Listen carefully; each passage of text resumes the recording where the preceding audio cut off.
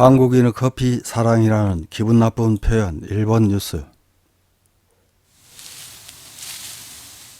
자랑거리인지는 모르겠지만 우리나라의 스타벅스 매장 수가 전 세계 4위라고 합니다. 2023년 말 기준 국내 스타벅스 매장 수는 1893개로 2022년보다 116개가 늘었다는 것입니다. 매장 수 1위는 본고장 미국, 2위 중국, 3위 일본이며 인구가 우리나라보다 2.5배 많은 일본과 거의 동등한 매장 수라는 것은 뭔가 잘못되어도 한참 잘못된 결과입니다. 일각에서는 매장 수가 조만간 일본을 추월할 것이라는 호들갑을 떨기도 합니다. 일본은 스타벅스가 북미 지역 외 최초로 진출한 나라이며 이는 우리나라보다 3년 빨리 진출한 것입니다.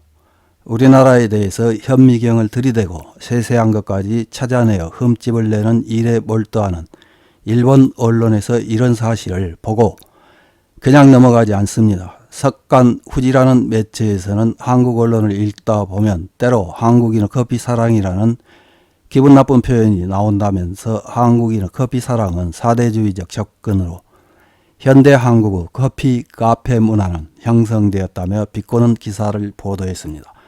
니시 니폰신문은 한국의 커피 소비 많은 것을 공공시설이라고 해도 과언이 아닌 존재라고 비유하는 보도를 했습니다.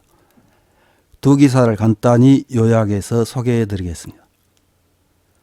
먼저 2월 19일 석간 후지에서 보도한 한국신문의 스타벅스 매장 수가 세계 4위, 자랑의 배후에 있는 커피 문화, 일본인보다 미국 문화에 가깝다, 이기고 있다, 그런 의식으로는 이라는 제목의 기사입니다. 한국인은 커피를 자주 마신다.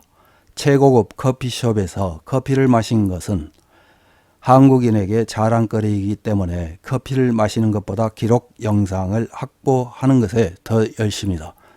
이것이 현대 한국 문화 실상의 한 국면이다. 한국 언론을 읽다 보면 때로는 한국인의 커피 사랑이라는 기분 나쁜 표현이 나온다. 한국인의 커피 사랑으로 인해 커피 생두 수입량은 이라는 식으로 맥주 사랑, 치킨 사랑, 김치 사랑이라는 표현은 눈에 띄지 않는다. 한국인에게 음식물 중에서 커피는 특이한 존재인 것이다. 사실 한반도에는 대중 레벨로 확산된 카페 문화는 없었다. 그래서 한국전쟁 이후 한국에서는 세계의 왕자인 미국인들이 마시는 커피는 동경의 대상이 됐다. 커피를 마시는 것이야말로 위대한 미국 문명에 다가가는 첫걸음이었다. 사대주의적 접근으로 현대 한국의 커피 카페 문화는 형성된 것이다. 한국신문 중앙일보 일본어 사이트에 스타벅스 매장 수는 세계 4위라는 제목의 기사가 실렸다. 2023년 말 세계의 스타벅스 매장은 38,587개, 1위 미국, 2위 중국, 3위 일본, 4위 한국. 일본의 인구는 한국의 2.5배인데도 매장 수 차이는 불과 8개. 스타벅스 한국 진출은 일본보다 3년 늦었는데도 이 페이스로 가면 한국의 매장 수는 2년 내에 일본을 웃돌 가능성이 있다는 내용이다. 그런데 도대체 무슨 말을 하고 싶은 것인지. 커피를 마시는 카페 문화가 한국에서는 사대주의적으로 확대되어 온 사실을 알지 못하면 이 기사의 취지를 이해할 수 없다. 한국인이 이제는 일본인보다 미국 문화에 더 가깝다. 그런 면에서도 한국은 일본을 이기고 있는 것이다. 기사 배후에 있는 것은 그런 의식이 아닐까. 한국에서는 대기업 사무직의 실질 정년이 50세 전후다. 연금수급 연령 전에 기업에서 쫓겨난 사람들 중에는 치킨 가게나 카페를 여는 케이스가 적지 않다. 일본의 카페 수는 2016년 6만 7천 개였다. 현재는 더 줄었을 것이다. 한국의 인구는 일본의 40%인데도 카페 수는 2022년 말 9만 9천 개에 달했다. 스타벅스 매장 확대는 개인이 운영하는 카페에 큰 타격이겠지만 중앙일보 기사에는 그런 시점의 단편도 없다. 다음으로 2월 22일 니시 니폰신문에서 보도한 한국의 카페는 공공시설 반경 400m에 17개라는 제목의 기사입니다. 한국에는 아무튼 카페가 많다. 신문사 지국에서 도보권 내의 반경 약 400m를 조사해 보면 미국 커피 체인 대기업 스타벅스만 17개, 한국의 체인점이나 개인 운영점도 무수히 있다. 커피를 마시고 싶으면 주위를 둘러보면 반드시 찾을 수 있다는 느낌이다. 스타벅스에 따르면 작년 말 시점 한국의 매장 수는 전년 대비 116개 증가한 1893개로 인구가 2.4배인 일본과 거의 비슷하다. 시장조사 회사에 따르면 작년에는 1인당 400잔 이상 마신 것으로 추산된다. 한국에서는 식사비를 누군가가 한꺼번에 지불하는 경우가 많다. 식후에는 카페에 들러 얻어먹은 쪽이 커피값을 내는 흐름이 되기 쉽다.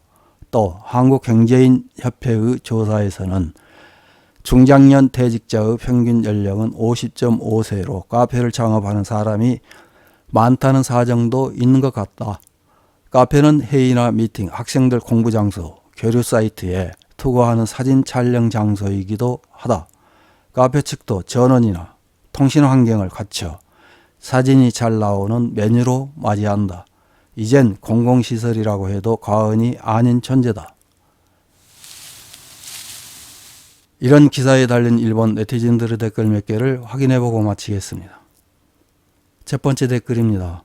어차피 우후죽순처럼 난립해 서로 셰어를 차지하고 치킨 가게나 대만 카스테라 가게, 최근에는 과일 사탕 가게처럼 많은 가게가 망하는 것이 뻔한 결말일 것이다. 다음 댓글입니다. 한국은 집에서 드립한 커피는 안 마시나요?